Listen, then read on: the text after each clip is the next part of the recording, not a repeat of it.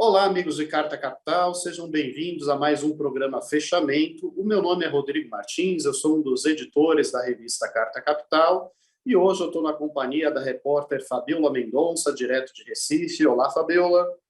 Olá, Rodrigo, boa noite a todos. E também na companhia do repórter especial André Barrocal, direto de Brasília. Olá, Barrocal. Oi, Rodrigo, boa noite, Fabiola, boa noite à nossa convidada e a todos que nos assistem. E também temos uma convidada especial, como o Barrocal antecipou, que é a professora Vera Chaia, cientista política da PUC de São Paulo, que coordenou uma vasta pesquisa aí desde 2013 sobre lideranças no Brasil. Pesquisa essa que resultou em 2 filhotes, né? Um site com as principais lideranças políticas do Brasil desde a época do Império, que é o site do NEAMP, o Núcleo de Estudos em Arte, Mídia e Política da PUC de São Paulo, e também um livro, Lideranças Políticas no Brasil, recém-editado pela EDUC, a editora da PUC, e que chega ao mercado editorial, já chegou no mercado editorial nos últimos meses. Seja muito bem-vinda, professora. Como que a senhora classificaria o tipo de liderança política que é exercido por Lula e por Bolsonaro? Quais seriam as eventuais similaridades e diferenças? Bom, eu acho que existem somente diferenças, né? Uma liderança como a do Lula, ele surgiu a partir de um movimento político, do sindicalismo, né? Ele teve uma importância vital no processo de formação do sindicato, de uma resistência ao governo militar em 1968, 69, e teve uma vivência, né, e uma trajetória política sempre ligada às lutas sociais. E ele foi candidato e algumas vezes a presidente da República, e foi candidato e venceu a disputa para deputado federal acompanhando a Constituição de 1988, mas eu acho que a marca do Lula é que ele nasceu no movimento social, ele nasceu num determinado momento histórico de resistência ao regime militar, enquanto que o Bolsonaro é uma liderança que surge nos meandros, né, do regime militar.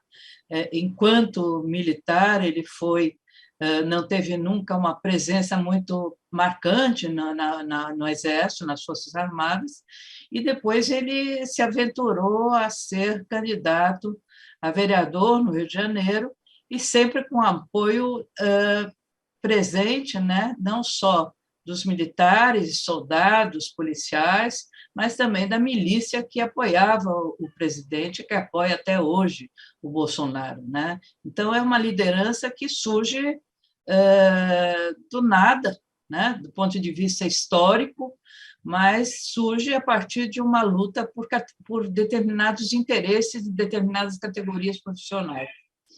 E quando ele entra como deputado, a gente sabe, ele ficou vários anos sem apresentar projeto nenhum e sem qualquer perspectiva de atuação a favor da sociedade, né? Ele sempre lutou a favor do seu grupo político e a favor da sua corporação, ou seja, os militares, as forças militares foram privilegiadas e estão sendo privilegiadas pelo presidente Bolsonaro. Professora, boa noite. Boa noite. Esse seu último livro, a senhora faz um link com as jornadas de junho, né, de 2013, e aí naquele movimento, e a senhora trata também da questão das lideranças, surgiram algumas lideranças, sobretudo jovens, né, e aí a gente tem o MBL como exemplo, que depois esteve à frente do movimento pró-impeachment, né, e por aí vai. Eu queria lhe ouvir em relação à juventude, né? Qual vai ser o papel do jovem nessa eleição? Existiu uma campanha recente, né, para os jovens tirarem os títulos, mesmo aqueles que ainda não eram obrigados pela lei a votar. Eu queria saber como é que a senhora está vendo a participação dos jovens nesse processo eleitoral deste ano, né? E como a senhora avalia a comunicação tanto de Lula como Bolsonaro com esse setor do eleitorado. Bom, Primeiro, quando nós começamos a pesquisa, só fazer um breve comentário, né, em 2013, que foi financiado pela FAPESP, né, em todos os caminhos que a gente percorreu, as entrevistas que a gente fez, as viagens, congressos, e, finalmente, o livro que a FAPESP também apoiou, né? Mas, quando nós começamos, a ideia era entrevistar lideranças institucionalizadas, ou seja, políticos institucionais que estavam atuando em cargos parlamentares ou cargos públicos, né? E, em 2013, estourou o movimento, né? As famosas Jornadas de Junho, e, com isso, nós incorporamos uma nova etapa do estudo, que foi estudar os movimentos coletivos, né? E tanto que nós entrevistamos cerca de 40 coletivos, 55 políticos, seja no Congresso, seja fora do Congresso, né? São Paulo, Rio de Janeiro, Brasília, Fortaleza, São Luís, enfim, nós percorremos vários estados brasileiros, né, entrevistando, e aí a gente foi surpreendido exatamente pelas Jornadas de Junho. Então, nós incorporamos essa vertente dos movimentos coletivos, né? Foi uma experiência muito, muito interessante, porque dividimos nós éramos 24 pesquisadores, né? Desses 24 pesquisadores, nós dividimos alguns grupos que eram mais acessíveis para se pesquisar, né? Para viajar, enfim, para entrevistar essas pessoas. Brasília, a gente ficou muito tempo lá também, né? Tomando chá de cadeira, mas é trabalho de pesquisador. E quando surgiu esse movimento, é engraçado, porque no nosso banco de dados a gente não tinha pensado nessas lideranças conservadoras, nessas lideranças de extrema-direita. Nossa, porque elas não apareciam até então com destaque como lideranças, né? O MBL, quando ele surge, sabe, de repente você viu um grupo de jovens, entre aspas, que se comunicavam pela internet, que trabalhavam nas redes sociais e que conseguiram se organizar, né? Então, isso nos chamou muito a atenção também. Nós entrevistamos um dos membros do MBL também. Agora, eu acho que o movimento agora, naquele momento, era um movimento de jovens contra o sistema, contra as políticas, contra a presidente Dilma. Então, havia um interesse político por trás destes jovens, que eram jovens conservadores, né? Era MBL, Direita Brasil, e por aí vai, ou seja, os movimentos de direita. Agora, a gente está vendo o quê? Nós estamos vendo uma tentativa de chamar esses jovens para atuarem de novo, né? Atuarem de novo, e quem está chamando, eu acho que é expressivo, são pessoas ligadas a esses grupos mais de música, né? Como a Anitta, o Pablo Vittar, e até artistas americanos também estão lutando e estão divulgando a necessidade de se alistar, né? de alistar não, se cadastrar. E eu acho que isso mostra uma tentativa de reverter esse processo, ou seja, um processo de um grupo de jovens, entre aspas, que lutava pelo antissistema, pela antipolítica, e agora a esperança é que esses jovens se incorporem na luta política e que tragam algo de novo, um frescor que está faltando à classe política, daí a resistência deles de não participarem. Mas a gente viu mutirões em escolas, né? Pelo menos que mostravam a tentativa dos jovens de levantar e discutir a necessidade da presença deles na política. Então, eu acho que esse foi um movimento muito salutar e, pelo visto, houve uma resposta dos jovens, né? Não sei ainda os dados do Tribunal Superior Eleitoral, mas mostrou os dados, sabe, responderam aos apelos de se alistarem, né? E eu só aproveito, professor, para informar quem nos assiste que o prazo para tirar título de eleitor terminou ontem, quarta-feira. Professora, o que, na sua opinião, teria de acontecer, ou melhor, vou recomeçar. O presidente Jair Bolsonaro, mesmo nos piores momentos do governo, não deixou de ter entre 20% e 25% de aprovação.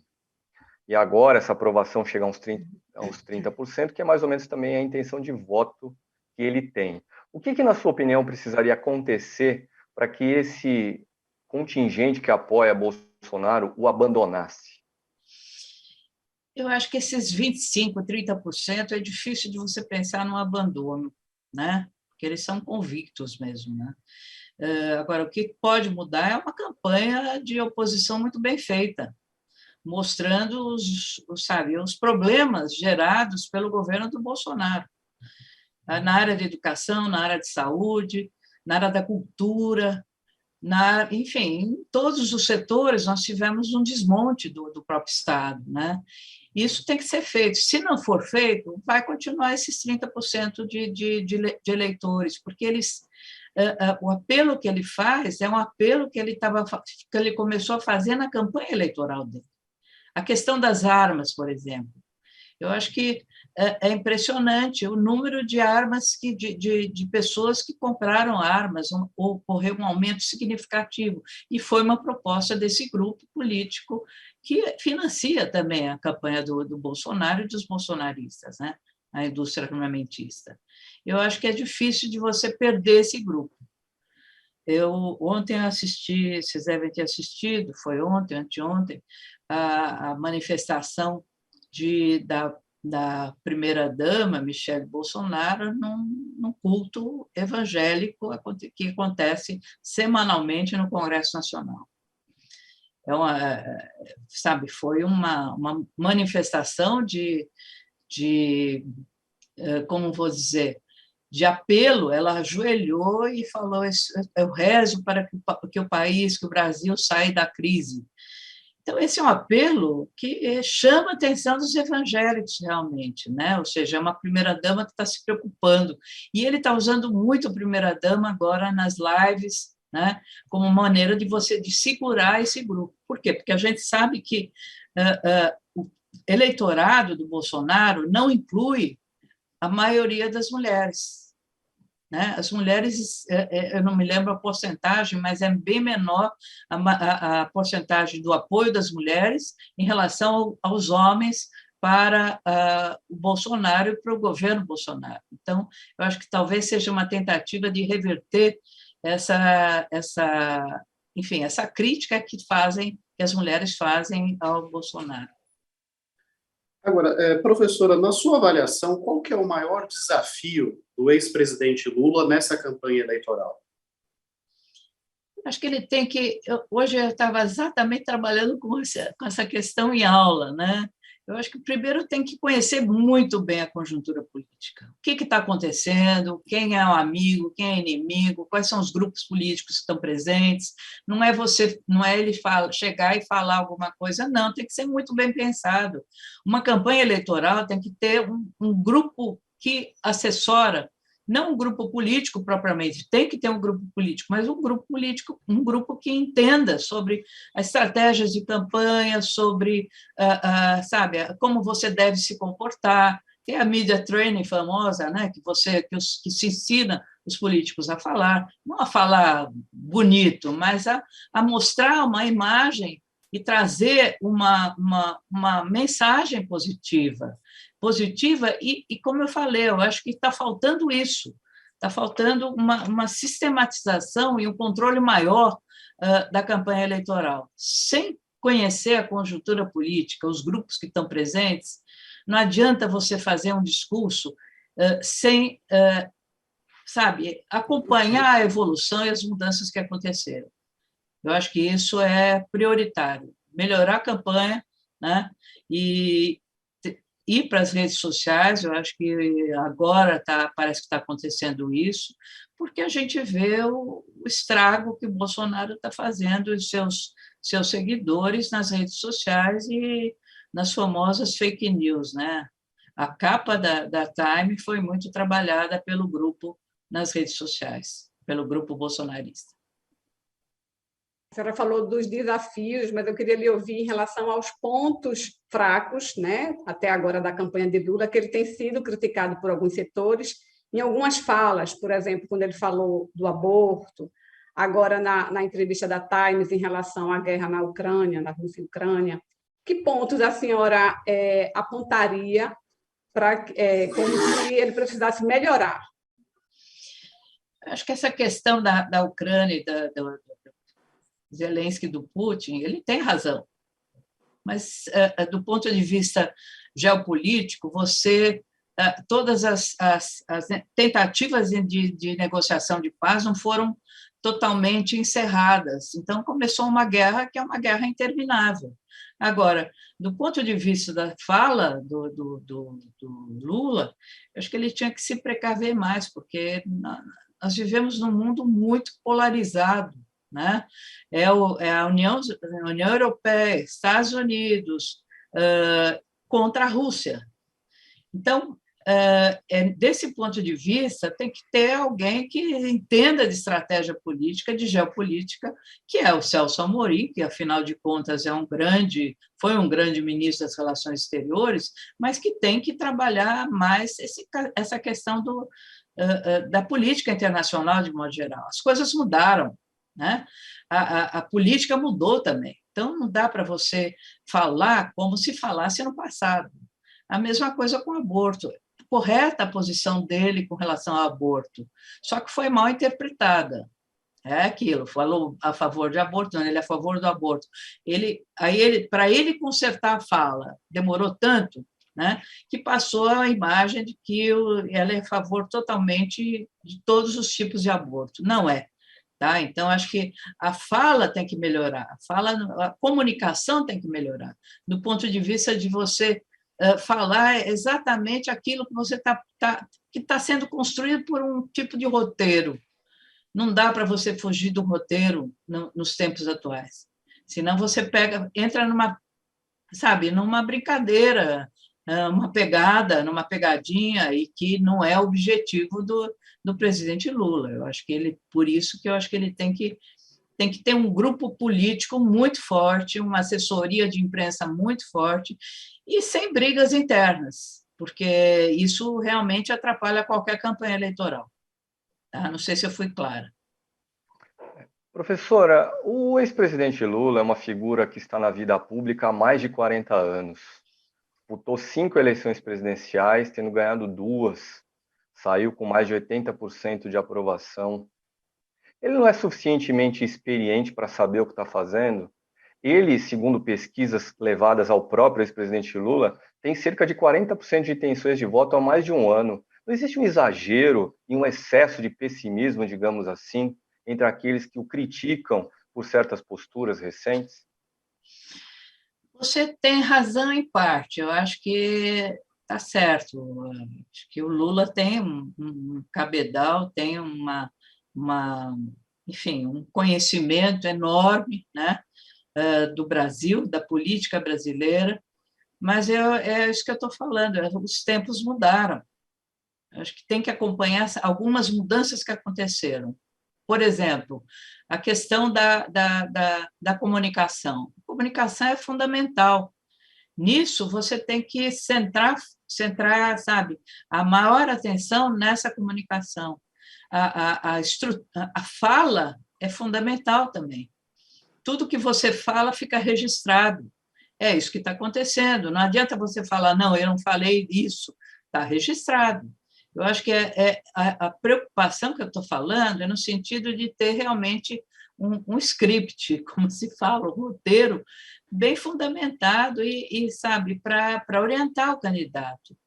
Não é não é esquecer o passado do Lula. Concordo com você, acho que a experiência dele foi fundamental e é fundamental, tanto que ele é lembrado por pessoas em pesquisas sem a intenção de voto, sabe, mostrando a intenção de voto, sem mostrar o nome dos candidatos. Então, acho que isso é importante. E ele foi aprovado, acho que com 85% de aprovação, quando ele saiu do segundo mandato, né? Agora, o tempo mudou, a conjuntura mudou, a situação mudou, eu acho que tem que acompanhar essas mudanças, sim, tá?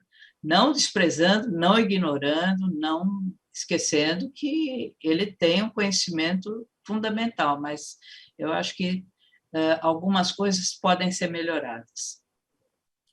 Agora, professora, o Bolsonaro ele tem sido muito hábil em pautar o debate político com as esquisitices dele, com o espetáculo circense dele. Exemplo disso é que nós passamos pelo menos umas 2 ou 3 semanas discutindo a liberdade ou a prisão de Daniel Silveira, que é um parlamentar absolutamente irrelevante no jogo político, né? Por que a esquerda, e o presidente Lula em particular, tem tanta dificuldade para pautar o debate naquilo que realmente interessa à população, né? Que é a sua sobrevivência, a economia, a inflação, o desemprego, aquilo que efetivamente ameaça a sua sobrevivência no dia a dia? Concordo, eu acho que o Bolsonaro está sendo muito hábil, o grupo político dele está realmente trazendo fatos políticos que não interessam no momento, mas que monopoliza a discussão, né? O caso do Daniel Silveira até hoje se discute, é um absurdo, quer pôr tornozeleira, não quer pôr tornozeleira, uma manifestação no Palácio do Planalto a favor do Daniel Silveira, a favor da liberdade de expressão. Que expressão? Que liberdade de expressão é essa? Uma liberdade de expressão que não existe. Ele pertence ao baixo clero, pertence ao PTB, partido totalmente vinculado a uma postura racista, integralista, fascista, né? E que dão muita atenção a ele, né? E eu acho que é uma maneira do Bolsonaro desviar a atenção também, né? Estrategicamente, você desvia a atenção para coisas mais sérias, né? Eu concordo plenamente, é a inflação, é o desemprego, se trabalha com o Auxílio Brasil, negando toda, sabe, o cuidado, o estudo que se fez para se chegar a Bolsa Família, né? Se desestruturou os programas todos, isso não é falado. Eu acho, concordo plenamente, eu acho que tem que falar. Agora, o que nós vemos no Congresso, o Congresso de modo geral, Senado e Câmara, né? É um esforço muito grande da oposição de se manter viva, sabe, de falar aquilo que eles querem, que eles pensam, tentar formar comissões, só que as comissões não passam.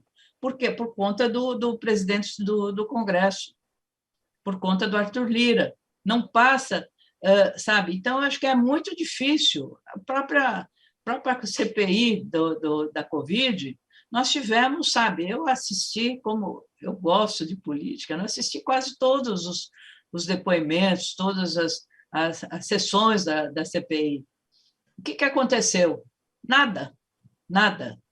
Ele se cercou de advogados, de juízes, né? De procuradores, promotores, aliados a ele, e nada passa. Então, eu acho que é um momento muito difícil. Não está fácil, não. Não está fácil pelas brigas que estão acontecendo e pelo fato dele ter se cercado por esse grupo que, claro, ganha vantagens políticas, ganha cargos, né? E principalmente em relação aos militares, que não tiveram a sua... Enfim, não fizeram reforma previdenciária em relação a eles, não teve nada muito, sabe, tolhedor por parte dos militares, e é isso que sustenta o bolsonarismo. Agora, ele é muito hábil, não sei se é ele só, mas é uma maneira de você desviar para os assuntos mais sérios. Eu acho que está faltando isso. Como eu falei, é difícil para um Congresso que tem uma minoria oposicionista se manter. Eles estão mantendo com muita garra, com muita força, mas para se impor a um centrão é complicado. Além da indústria de desinformação, ele sabe muito bem criar cortinas de fumaça, né, professora? E aí eu queria lhe perguntar sobre o papel da mídia conservadora, porque a gente viu, né, de 2013 para cá, foi todo um clima criado a partir da mídia, de antipolítica, do antipetismo, e desagou, né, na eleição de Bolsonaro. Em 2018, A mídia o tempo todo comparava a Bolsonaro ao PT. Isso está acontecendo novamente agora, dizendo que são iguais, né, embora de lados extremos, mas que são iguais. E quando Lula, apesar de estar despontando em todas as pesquisas em primeiro lugar, praticamente não aparece na mídia, a não ser para pegar uma fala dele, né, como foi a entrevista da Times, como foi a questão do aborto e outras questões, faz o recorte para fazer a crítica, né, é sempre aquele patrulhamento em relação a Lula. Quando ele aparece na mídia conservadora, é sempre nessa linha. Eu queria lhe ouvir sobre a influência da mídia nessa eleição. Como é que a senhora acha que ela vai, qual o poder que ela vai ter na eleição deste ano? Bom, eu acho que eles se armaram tanto que nós temos o que? Nós temos uma Jovem Pan, né? Temos uma Rede TV, temos um SBT, temos a Record, tá? Que são emissoras todas ligadas a esse governo, que o Jovem Pan recebe, inclusive, não posso afirmar com toda a convicção, né? Mas recebe um dinheiro para se manter, né? Para ser criado também, né? Então, acho que, do ponto de vista de fortalecimento da imprensa, eu vejo que eles se fortaleceram muito, né? Agora, com relação às outras emissoras, eu falo mais das emissoras de televisão, existe uma tentativa mais mínima, né, de se projetar de forma mais independente. Mas concordo com você, eu acho que pensando no Estadão, todo jornal sempre tenta comparar nos editoriais Lula com Bolsonaro. Não tem nada a ver, né? A tentativa é de desqualificar o presidente Lula, equiparando ao Bolsonaro. Acho que não tem nada a ver, e agora nós estamos vendo um uso e abuso, né, de quem detém os meios de comunicação, que é uma concessão pública, né? Na verdade, é uma concessão pública, e, portanto, deveria ter mais, enfim, uma resposta mais precisa, né? Mais independente. A gente sabe que não existe independência, mas pelo menos mais independente, e não é isso que está acontecendo. Eu acho que vai ser uma luta bem árdua, bem difícil, né? E nas redes sociais, eu acho que é aquilo que a gente está acompanhando, né? A todo momento, quando surge algum problema, quando surge alguma questão, é colocada na rede e existe uma multiplicação de tudo isso. O próprio Twitter, né, com música agora, parece que foi comemorado pelo governo Bolsonaro, porque não vai haver controle do Twitter, né? As pessoas, a liberdade de expressão, como se liberdade de expressão fosse você agredir e tentar denegrir a imagem de alguém, né? Não é bem isso. Então, acho que está complicado. Professora, nós temos visto, inclusive isso já foi abordado aqui hoje até pela senhora, críticas à condução até agora do ex-presidente Lula na sua pré-campanha, e apesar disso ele tem cerca de 40% de intenção de voto. Existem muitos problemas relacionados ao governo Bolsonaro, e apesar disso, o presidente Bolsonaro, tem cerca de 30% de intenção de voto. Se existe alguém com crise, é a chamada terceira via, não? A senhora vê alguma possibilidade de a gente assistir a uma eleição no primeiro turno, já com cara de segundo turno? Olha, a terceira via é complicado, né? O Ciro Gomes está tentando se juntar aí com qualquer pessoa, qualquer partido político que se disponha a se juntar a ele, né? Tanto que ele conversou com o Kassab, do PSD, para ver se ele consegue mais apoio e mais tempo de televisão também, né?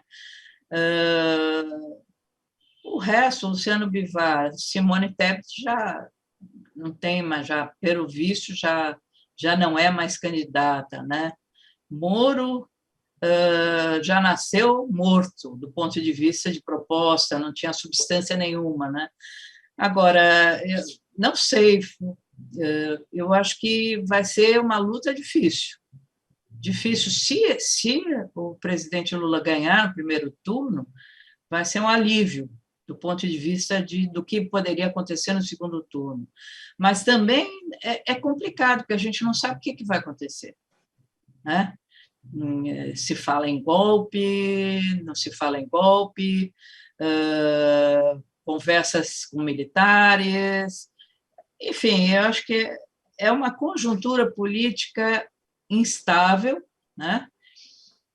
Estável do ponto de vista de um eleitorado que é bolsonarista, um eleitorado que é lulista e que não vai arredar pé, tá? E a tentativa de ampliar esse leque, né, com a proposta de um vice como o Geraldo Alckmin.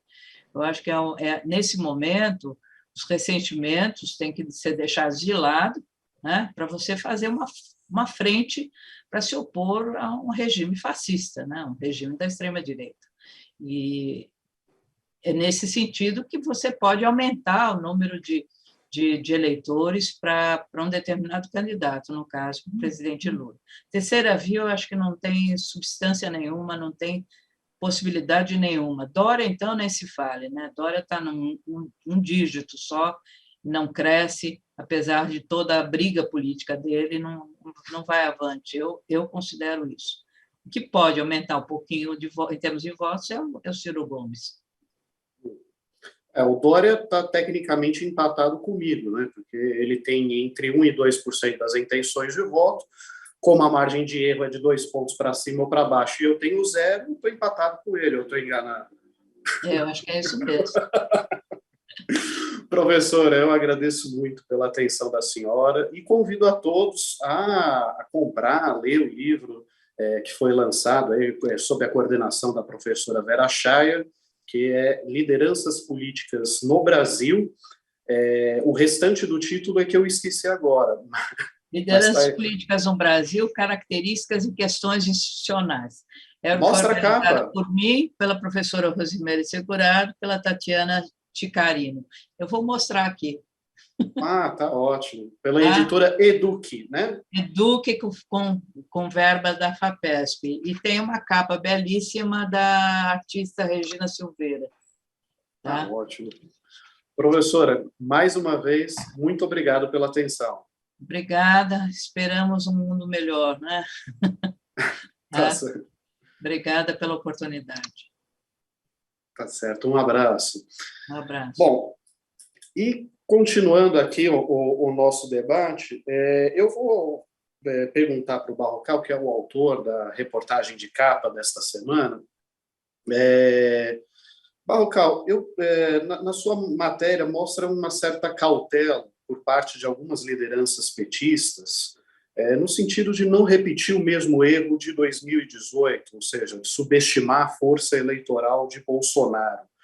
No entanto, você traz ali alguns elementos, né, de pesquisas de intenção de voto, uma série histórica, que mostra que, na verdade, ainda existe a possibilidade do presidente Lula se eleger em primeiro turno, certo? Correto, Rodrigo.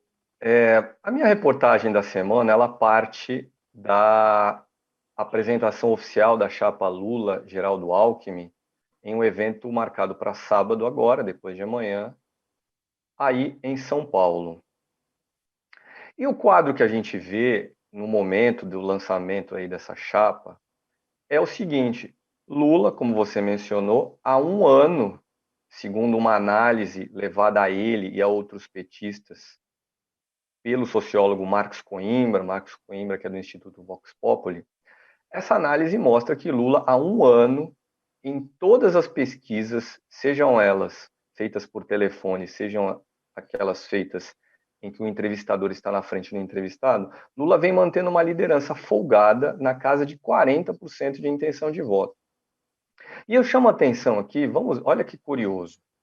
Em 2018, Lula seria candidato quando chegou a ordem de prisão em razão da condenação dele na Lava Jato, ordem de prisão cumprida em abril de 2018. E ele, Lula, naquele momento, tinha numa pesquisa do Datafolha 31% de intenção de voto.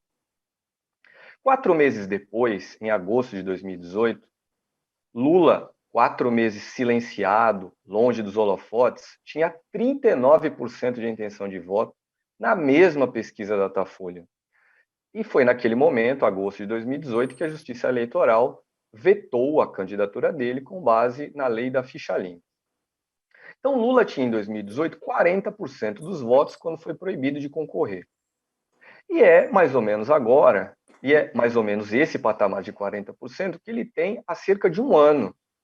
Isso significa uma robustez, um eleitorado muito consolidado em torno do petista.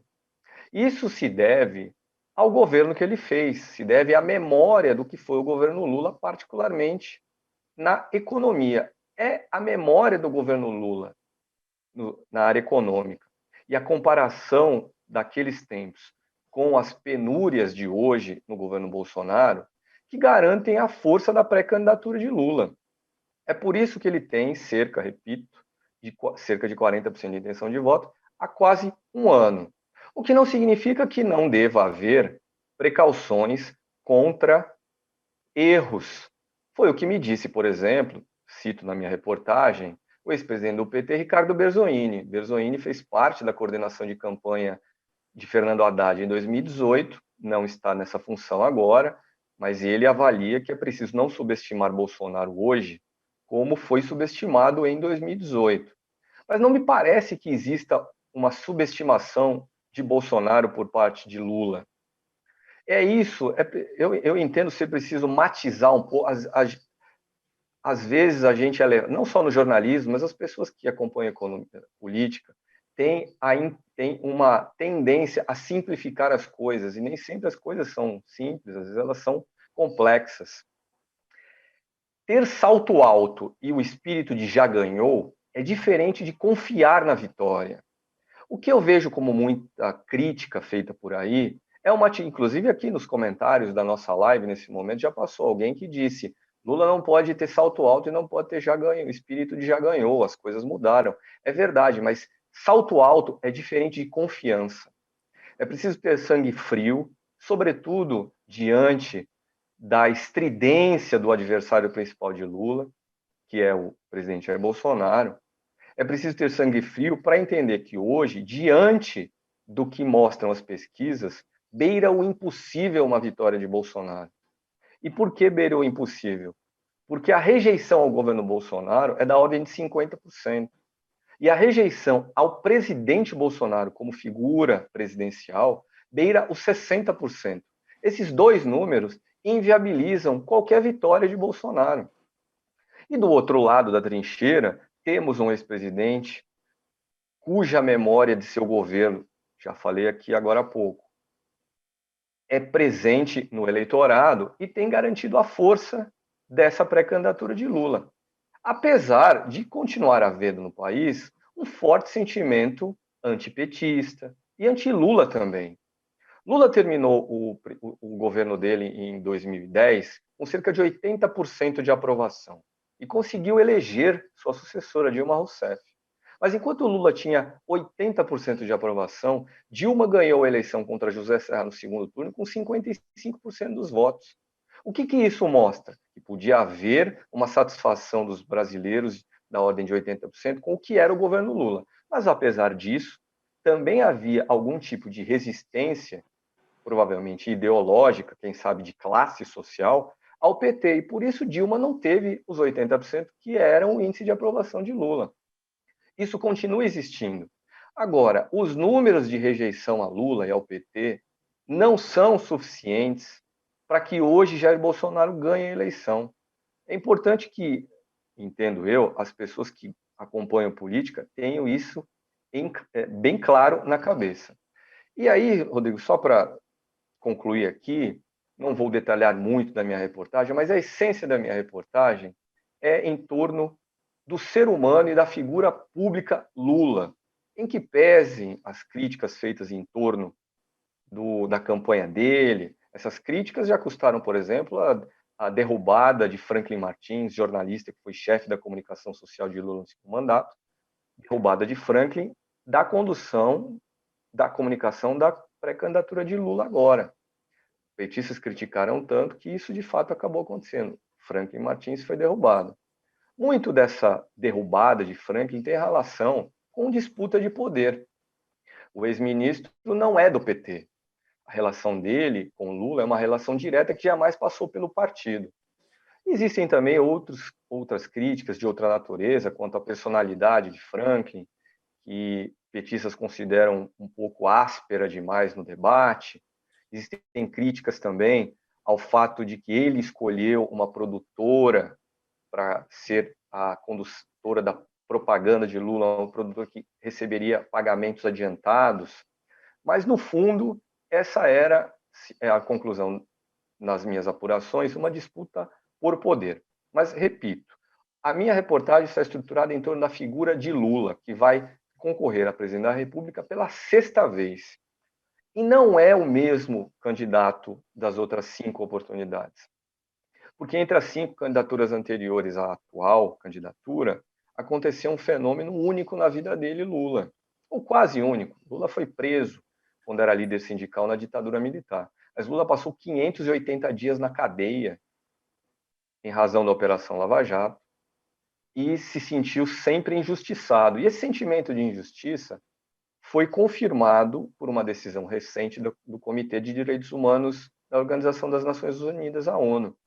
Disse a ONU, em um julgamento de abril, que Lula foi alvo de um juiz parcial e que ela, ONU, considerava que o Brasil, diante dessa conclusão, deveria reparar os danos causados a Lula. E esses danos foram 2. Ele não pôde concorrer a presidente em 2018 e passou 580 dias na cadeia. Não ter concorrido em 2018, já que a gente está no final do governo Bolsonaro, não faz sentido realizar uma outra eleição agora. Por exemplo, afastar Bolsonaro agora, para daqui 5 meses termos uma outra eleição. E é isso que Lula quer. Termine Bolsonaro o atual mandato. Mas e a reparação aos outros danos, no caso, os 580 dias que Lula passou preso? E nesses 580 dias em que passou preso, remoendo o sentimento de injustiça, Lula leu muito, talvez tenha lido como nunca na vida dele. Leu biografias de políticos, leu sobre Fidel Castro, sobre Mandela, sobre Hugo Chávez, leu sobre o guerrilheiro Carlos Marighella. Lula leu também livros sobre a fome pelo mundo, sobre petróleo, leu um clássico da literatura latino-americana, O Amor nos Tempos do Cólera, do colombiano Gabriel Garcia Marques. Leu um clássico da literatura brasileira, Grande Sertão Veredas, de Guimarães Rosa. Leu livros sobre a escravidão brasileira. O Lula de hoje é um Lula mais consciente, com mais embasamento, eu diria até teórico e acadêmico, sobre as próprias intuições e sentimentos dele em relação à vida. Então, o Lula de hoje é outro. É um Lula mais consciente, e talvez isso explique todo o frisson em torno dele, na forma de Lula erra, Lula fala o que não deve. Lula sabe exatamente o que está falando. Essa é a minha conclusão diante da apuração para a reportagem que eu escrevi essa semana. Goste ou não, ele sabe o que está fazendo e ele quer fazer isso. Agora, vai dar certo? Ele conseguirá se eleger presidente novamente? Ou aqueles petistas que o criticam no entorno, criticam muitas vezes de forma anônima, é que estão com a razão e o ex-presidente deveria tomar mais cuidado com as palavras? A campanha, que vai começar aí nos próximos meses, vai desfazer essa dúvida. Pois é. No caso específico, né, das declarações dele para a Time a respeito do Zelensky, eu assino embaixo tudo que ele falou. Foi uma análise, para mim, perfeita. Errou o Putin, mas o Zelensky, os Estados Unidos e a União Europeia também têm responsabilidade naquela crise, e não vi razão alguma para o escândalo que fizeram naquele momento. E quando o Barrocal ele menciona 40% das intenções de voto, é 40% das intenções de voto levando em conta brancos, nulos e indecisos, porque se você considera só os votos válidos, Lula já estaria ali na faixa dos 50%, né, Barrocal? Correto, Rodrigo. Essa análise feita pelo sociólogo Marcos Coimbra, do Instituto Vox Populi, por encomenda do PT, a respeito das pesquisas realizadas nos últimos 12 meses, mostra que naquelas pesquisas do tipo tete a tete, entrevistador na frente do entrevistado, Lula tem, agora em abril, 50% dos votos válidos, a mesma soma dos seus adversários, ou seja, no limite de ganhar no primeiro turno, caso a eleição fosse hoje. E é importante fazer uma diferenciação, e essa diferenciação existe na análise levada a Lula, entre pesquisas feitas presencialmente, frente a frente, entrevistado e entrevistador, das pesquisas feitas por telefone. Por quê? Porque existe nessa eleição um recorte de classe muito acentuado. O eleitorado das classes D e E vai votar majoritariamente em Lula. Mas nem todo pobre miserável das classes D e E tem telefone.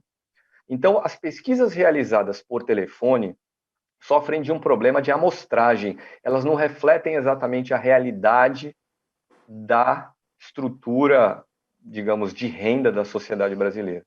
Então, nessas pesquisas realizadas por telefone, a análise de Marcos Coimbra, do Vox Pop, para Lula, mostra que Lula não ganharia no primeiro turno, nos votos válidos, mas tem ali cerca de 45% de intenção de voto. Então, é importante ter isso em conta, que significa uma pesquisa por telefone, do que significa uma pesquisa feita tete a tete, inclusive porque as pesquisas feitas por telefone, na medida em que dão um maior índice de voto a Bolsonaro e uma menor distância dele para Lula, podem servir aos propósitos do presidente da República de bagunçar a eleição, de dizer que foi roubado e do que não aceita o resultado. Pois é, e quem é que tem tempo também de ficar atendendo o telefone no meio do expediente para responder pesquisas de intenção de voto? Eu mesmo, no caso, eu não atendo nenhum telefone que seja desconhecido, até porque normalmente ou é telemarketing ou é credor, e os dois eu não quero papo. Mas vamos tocar aqui o programa. Eu vou pedir para a Fabíola falar um pouquinho sobre a reportagem que ela preparou para a edição impressa de Carta Capital dessa semana, sobre um projeto de mineração no sertão do Ceará, que envolve uma mina que tem tanto fosfato, que é usado para a fabricação de fertilizante, quanto urânio, que é usado como combustível para movimentar as usinas nucleares. E como o urânio ele é um metal instável e radioativo, existe uma preocupação muito grande por parte da comunidade no entorno dessa mina, uma comunidade pequena, com cerca de 45 famílias, em relação à possibilidade de contaminação e daquilo comprometer a produção familiar, né, da agricultura familiar que existe naquela região, a exemplo do que já ocorreu em Caetité, na Bahia. Mas sobre isso eu vou passar a palavra para a Fabíola, que ela tem mais detalhes aí para passar para a gente. Pois é, Rodrigo, está aberto, né? Essa mina ela foi descoberta ainda na década de 70 do século passado, e essa é a terceira tentativa, né, de um consórcio que tenta explorar a mina. Como você disse, né, é urânio associado ao fosfato. E nesse consórcio tem a empresa pública Indústrias Nucleares Brasileiras e a Fasnog Alvani, que é uma empresa privada que ganhou a licitação para explorar o fosfato. Só que, como você disse, a extração do urânio ele libera a radioatividade e que pode gerar muitas doenças, inclusive câncer. Então, existe todo um movimento. Essa mina é a maior do Brasil e a terceira maior do mundo. E a ideia é que já no próximo ano ela entre em operação, embora dependa ainda da licença, né, do IBAMA. Como o urânio é um mineral que só pode ser explorado, é monopólio da União, por isso que a empresa estatal vai explorar urânio, ela tem que passar tem que ter uma licença ambiental de um órgão federal, portanto, o IBAMA. O IBAMA já deu aceite, né, o consórcio já solicitou, né, a liberação, a licença do projeto, o IBAMA deu aceite, mas tem que passar por uma série de etapas até sair a licitação. Vai entrar agora na fase de audiências públicas, onde a comunidade, embora de forma muito desigual, né, em relação ao consórcio, vai poder ter voz. Só daí que a licença pode sair, mas como tem 3 licenças, possivelmente não vai dar tempo de sair até o final do ano. E é isso que o movimento antinuclear, né, espera, está na torcida, e vem numa luta, né, para tentar barrar isso. Na região tem tanto assentamentos da agricultura familiar, como tem terras indígenas, tem quilombolas, tem povos de terreiros, então existe todo um movimento para tentar impedir, né, que essa exploração aconteça e traga muitos malefícios para a comunidade, né, não só de saúde, como econômico também, porque vai atingir toda a agricultura familiar, que é de onde boa parte dessa comunidade tira o sustento. Então, é mais ou menos isso. Eu convido todo mundo lá para conferir mais detalhes desse caso, né? E vamos ver o que vai dar. Isso é mais um passo da passagem da boiada que o governo Bolsonaro tenta, né? É um projeto que está dentro do plano de expansão de energia nuclear do governo Bolsonaro, que ele quer até 2050, né? Criar mais 6 usinas nucleares. Esse urânio dessa mina iria abastecer as usinas Angra 1 e 2, que futuramente é a 3, né, que ficam no Rio de Janeiro, e faz dentro de está dentro do plano do governo Bolsonaro. E aí, os detalhes, eu convido todo mundo para ir lá na revista e conferir. Pois é. O grande temor é o que ocorra, o mesmo que ocorreu em Caetité, né? Quer dizer, que tem ali uma nuvem, uma poeira, né? Que muita gente teme ser tóxica e mesmo que não seja, eventualmente, ele até compromete a venda dos produtos que são produzidos na região, né? Porque as pessoas acham que por estar perto da mina está contaminado de qualquer forma, né? Então, realmente é um tema aí bastante delicado e que eu convido a todos a ler a reportagem na Fabíola, que está muito bem apurada e vale a pena mesmo para se inteirar sobre esse assunto. Aliás, temos o vídeo da Ana Paula Souza com a pauta de cultura dessa semana? Opa, então, por favor, pode soltar.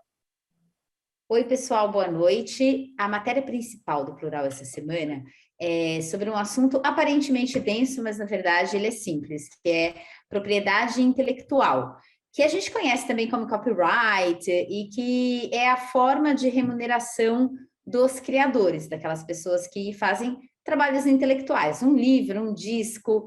E esse debate ele ficou muito quente nos últimos 2 anos por causa das plataformas de streaming, porque teve uma mudança radical em todos os mercados culturais e, sobretudo, no audiovisual. E o que está acontecendo é que as grandes plataformas, HBO Max, Netflix, Disney Plus, elas estão começando a espalhar a sua produção por diversos países, mas aí o que acontece? Os produtores locais não são mais donos dessas obras. Então, um filme como Tudo Bem no Natal que Vem, com o Leandro Hassum, ele não pertence ao Brasil, ele pertence à Netflix. E para falar sobre isso, a gente trouxe uma entrevista exclusiva com a representante das Nações Unidas para esse tema, que é uma pessoa super especializada em propriedade intelectual e em regulação audiovisual. Bom, e nos encaminhamos aqui para a reta final do programa. Eu vou passar a palavra novamente para a Fabíola. Fabíola, qual é a sua dica da semana? O que você acha que os nossos leitores e espectadores devem ter um pouquinho de atenção aí nos próximos dias? Rodrigo, eu vou pegar carona na capa da Carta Capital, que é o pré-lançamento da campanha de Lula, sábado, dia 7, mas, assim, chamando a atenção para o desdobramento, né? O que vem depois, o pós, porque possivelmente vai ter reação do grupo bolsonarista, né? E vamos acompanhar também os próximos passos da campanha de Lula, né? Me parece que já tem viagem programada, com Alckmin ou sem Alckmin, Alckmin só, Lula só. Enfim, vamos acompanhar, porque oficialmente é pré-campanha, mas na prática já é campanha.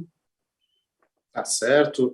E, Barrocal, qual é o seu convidado amanhã no Poder em Pauta?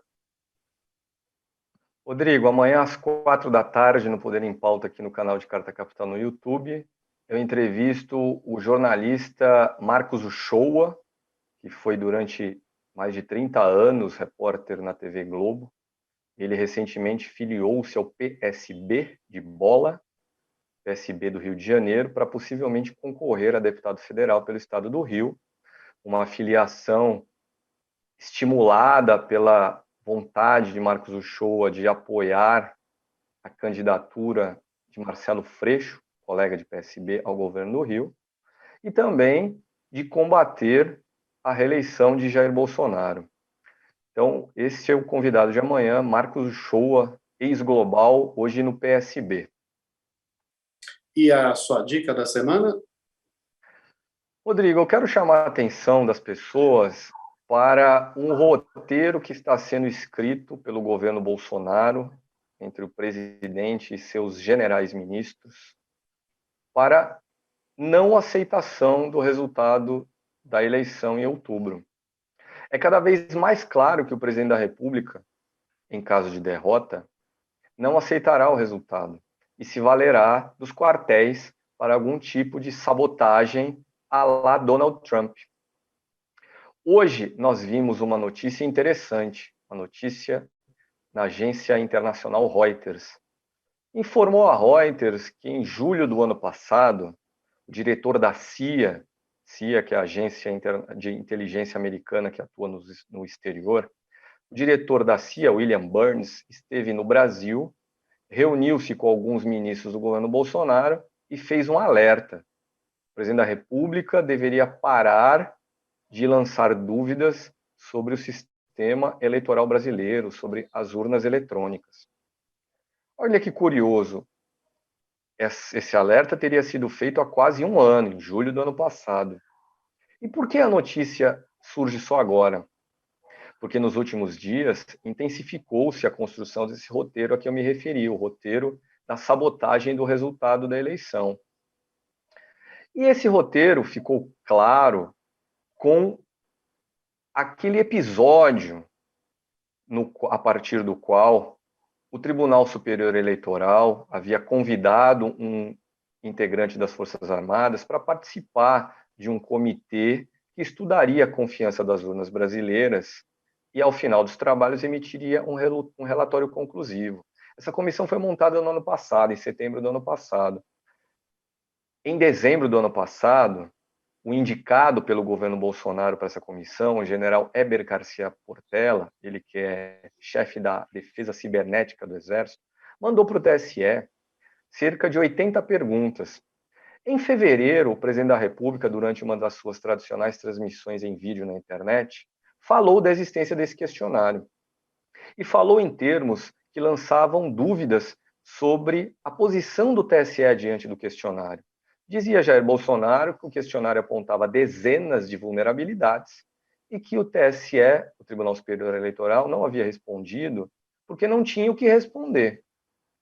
E o que nós soubemos nos últimos dias é que esse general Heber Garcia Portela tem insistentemente feito contatos com o TSE de uma forma que leva aqueles integrantes do tribunal a interpretarem que, no fundo, as Forças Armadas estão buscando uma forma de proclamarem, olha, de fato, o sistema eletrônico brasileiro não é confiável, o próprio TSE não tem como garantir essa confiabilidade, e com isso ficaria aberta uma janela para uma atitude de resistência do presidente da República. Perde a eleição e não aceita deixar o cargo. É muito claro o que aconteceu nesse episódio do questionário. O general Heber Garcia Portela foi indicado como membro das Forças Armadas para o comitê do TSE pelo então ministro da Defesa, general Walter Braga Neto. O general Walter Braga Neto é hoje cotadíssimo para ser candidato a vice na chapa de Jair Bolsonaro. Ele deixou o Ministério da Defesa e agora é assessor especial de Bolsonaro.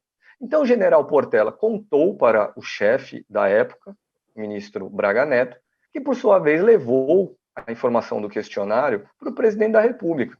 Então, está claro, como disse recentemente o juiz Luiz Roberto Barroso, que era quem presidiu o TSE no ano passado, na época da montagem dessa comissão de transparência, que existe uma orientação do presidente da República para que as cúpulas hierárquicas das Forças Armadas contribuam para conturbar a eleição no Brasil.